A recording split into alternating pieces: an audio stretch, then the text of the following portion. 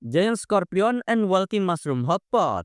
Masakan ini berbahan dasar kalajengking raksasa, jamur berkaki, serta jeruan slime yang sudah difermentasi. Lalu ditambah dengan alga liat dan batang pohon muda yang tubuhnya terbalik. Hidangan ini dimasak langsung oleh Senshi setelah melihat Laios yang mengolah monster kalajengking dengan cara yang keliru.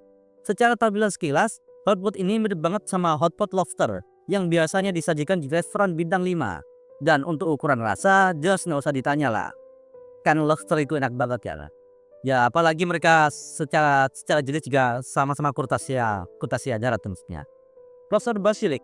Hidangan ini menggunakan monster basilik berpala ayam, dipadukan dengan tanaman herbal yang dipotong besar lalu dimasukkan ke dalam tubuh basilik.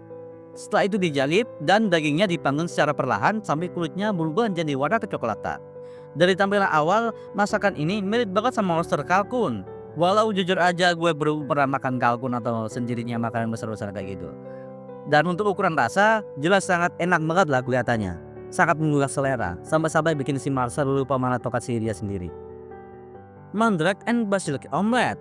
Masakan ini berbahan dasar dari telur basilik dan mandrake, sejenis tanaman sihir yang terkenal karena bisa berteriak lah. Secara tampilan, omelet ini 11-12 kayak omelet pada umumnya, tapi hanya dengan warna kuning yang jauh lebih pekat banget lah. Hampir masuk ke warna oranye. Dan untuk rasa, kemungkinan besar enak. Gue sendiri juga gak tahu mandrake ini mirip sama tanaman apa di nyata. Tapi kalau dilihat-lihat di anime ini kayak gabungan antara jahe sama wortel kasih. Ya benar kan? Campuran mandrake and kampret jumbo crispy. Hidangan ini berbahan dasar dari mandrake, telur basilik, tepung, dan juga kampret jumbo. Tampilannya masih mirip tempura pada umumnya, hanya aja ada modifikasi sedikit dengan ditambahkannya kampret crispy yang terbuat dari kampret jumbo. Dan kalau soal urusan rasa, tempura ini jelas enak banget lah.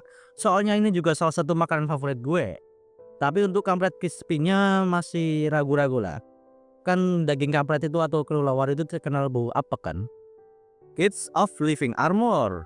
Masakan ini muncul karena si Laios sangat penasaran dengan rasa dari armor bergerak.